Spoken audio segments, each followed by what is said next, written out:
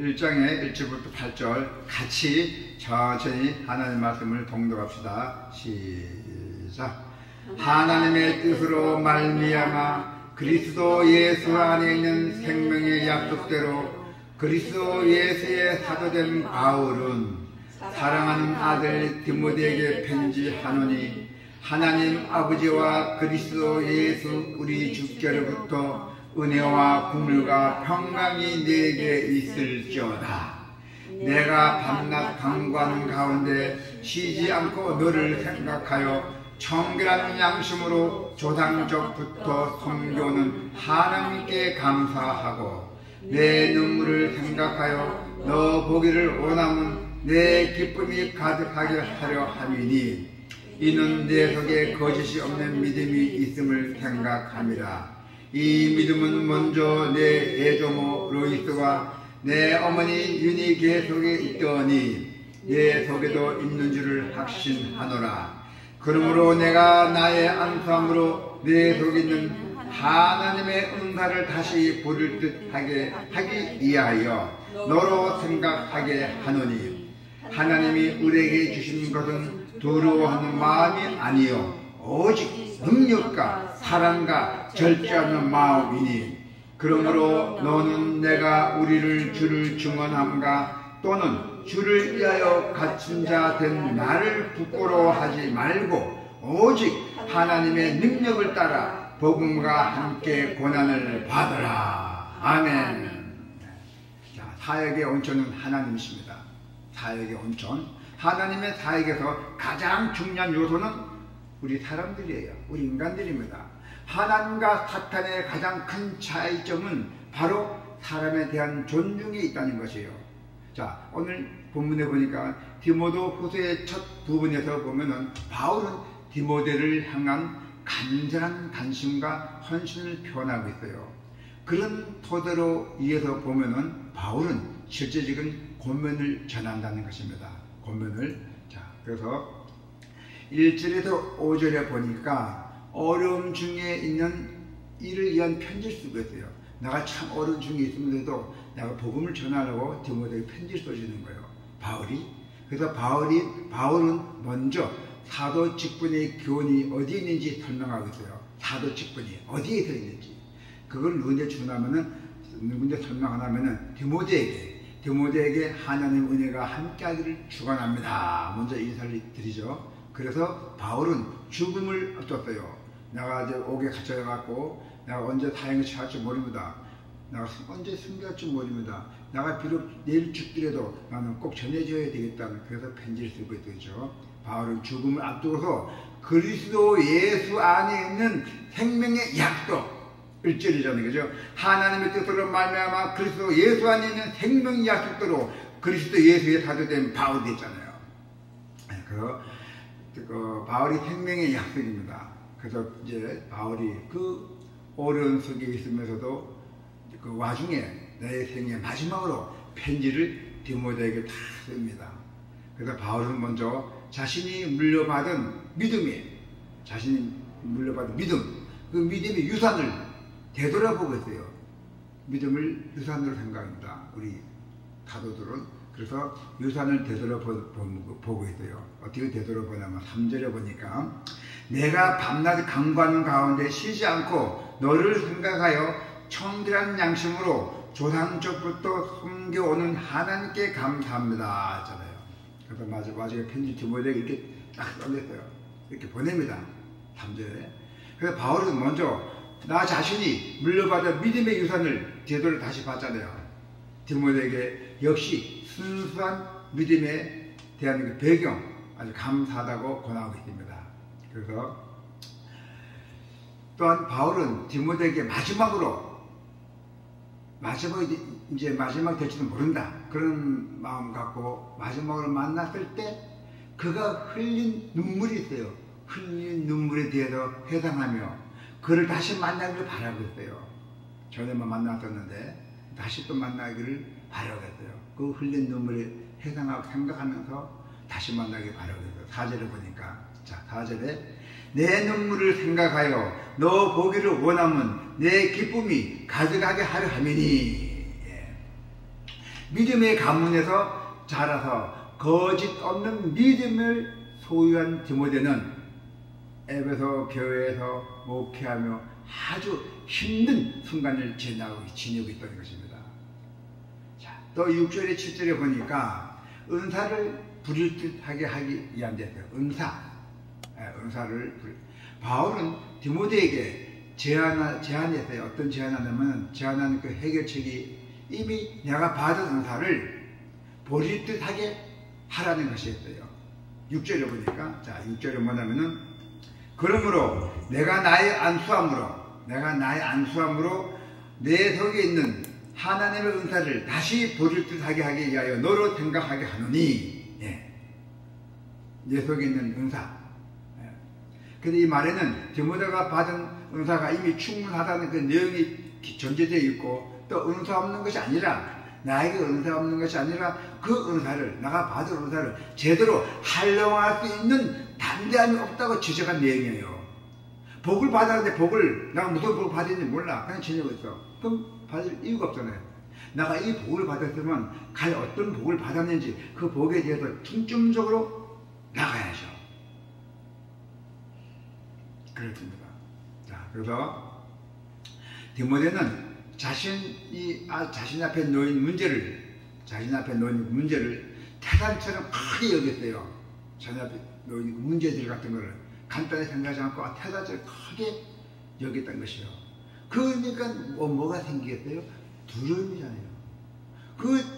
자신 앞에 놓은 문제를 태산처럼 쌓였으니까 그 두려움이 이제 휩싸였어요. 그러니까 결국 디모데는 일을 쓰지 못하고 주저앉고 말았어요. 그것은 내적인 상처들을 파고 들어오는 그 두려움으로 인해서 하나님이 주신 능력을 몰랐잖아요. 하나님이 주신 능력, 그다음 마음과 사랑의 그 마음과 그리고 또 뭐죠? 절제의 마음을 잠시 잃었던 것이에요. 디모데가 하나님 은사 받은 그걸 잠시 잃었어요. 그러니까 뭔 걱정을 자꾸 쌓으니까 태산까지 쌓으니까 들어와서 주저앉았다 했잖아요. 하나님 주신 능력이 아니었는데 내가 예일까? 내가 한순간 능력 받았는데 그 능력 받은 것을 이겨나가야 되는데 그걸 깜빡했던 거예요. 그래서 디모데의 주위에 있는 사람이 디모데의 진가를 몰라주고 있었어요. 진가를 몰랐다. 디모데의 사람들. 그래서 디모데 자신도 그 늪과 같은 수렁에 벗어나고 싶었지만은 외로움과 고도, 절망과 실패 앞에서는 두려움을 느끼고 있었던 거예요. 방법 없잖아요. 자기 은사 받은 걸 몰랐으니까. 그래서 삶의 현장에서 여러분들이요, 우리가 이 세상에 살아가면서 삶의 현장에서 부딪히는 그 상당수의 문제가 많잖아요. 해결되는 게 있고 해결 안 되는 것도 있고 해결돼도 또 이렇게 어렵게 해결되는 것도 있잖아요. 특히 오늘 그 봐봐요. 차도 그렇잖아요. 차는 뭐처럼 차를 샀더니 아주 고난 다 당하고 다 샀잖아요. 그래요. 그래서 우리가 이 세상을 살다 보면 부딪히는 상처도 많이 있어요. 우리가 그 이유를 잘 파악해야 돼요. 우리가 하나님께 받은 은사를 사용하지 않기 때문이에요. 내가 예수 그리스도 믿는데 이런 고난이 올까? 이 고난을 예수 그리스도로 풀어나가야 되겠구나. 풀어나가는 거야, 고난이 유의가 되겠어요. 고난이 유의. 풀어나가는 거예요. 하나님의 은사 받는 은사를 사용하지 않기 때문에 그렇게 주저앉았던 것이에요. 하나님은 우리의 삶을 활용할 수 있도록 이미 많은 것을 우리한테 준비해 놨어요. 하나님께서는. 그러니까 성령이 우리 삶에서 자유롭게 역사하시도록 자신을 하나님께 내어드리고 있다는 것이에요. 무슨 일을 할 때나 어린이 딱 다치거나 주여 제가 이 어린이 다쳤는데 주님 이걸 좀 어떻게 도와주십시오. 해결책을 찾아주십시오. 기도해봐요. 그 통해서 이렇게 전파가 와요. 그 하나님의 은사를 받아 사용하라는 얘기예요. 자, 그래서 저는 우리의 삶을 이용하도록 이미 많은 것을 우리한테 주셨고 또 준비해 주셨고 항상 우리가 기도하면은 딱 막바로 줄 수 있는 그런 마음을 갖고 있어요. 하나님께서 준비해놨기 때문에 우리 은사를. 여러분도 항상 무슨 일이 있거나 어려움이 있으면 기도를 하세요. 그럼 반드시 마음이 편할 겁니다. 자, 마지막 8절에 보니까 어떻게 나와서요? 부끄러워하지 말고, 그죠? 네. 자, 너는 내가 우리 주를 증언함과 또는 주를 위하여 갇힌 자 된 나를 부끄러워하지 말으랬어요. 내가 전도를 하다가 옥에 가뒀거나, 중국 같은 데는 전도하다가 사형도 당했어요. 중국 같은 데는 이제는 많이 나아졌어요. 옛날에는 중국은 성경만 봐도 사형 당했어요. 사형. 근데 지금 많이 나아졌어요. 이제 사형 안 당합니다. 예.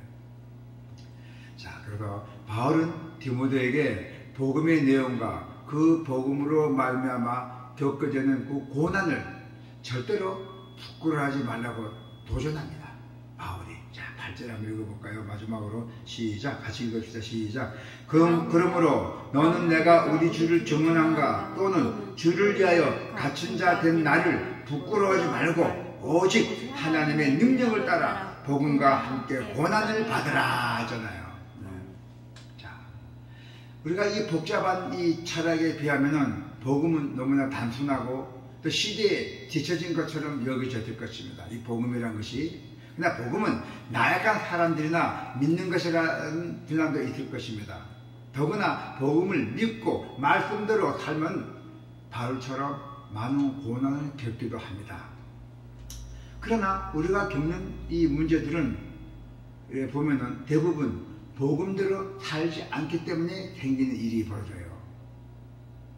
말씀대로 살면은 어려움은 있지만은 문제는 생기지 않다는 거예요. 하나님 말씀대로 살면은 어려움은 좀 생기지만은 문제는 생기지 않다. 오직 하나님의 능력에 따라 복음과 함께 고난을 받으라 그랬잖아요. 복음과 함께 고난. 복음을 따라 살아가면은 복음으로 인한 고난에 피하지 않을 때, 그 고난을 피하지 않을 때 복음을 따르지 않아 생기는 인생의 문제들이 하나님의 뜻대로 해결된다는 것을 잊지 마시기 바랍니다. 그래서 하나님은 사람을 통해, 우리 인간들을 통해 역사하신다고요. 직발주는 아니라 누굴 통해서 이렇게 도움을 줍니다. 하나님은 사람을 통해서 역사하십니다.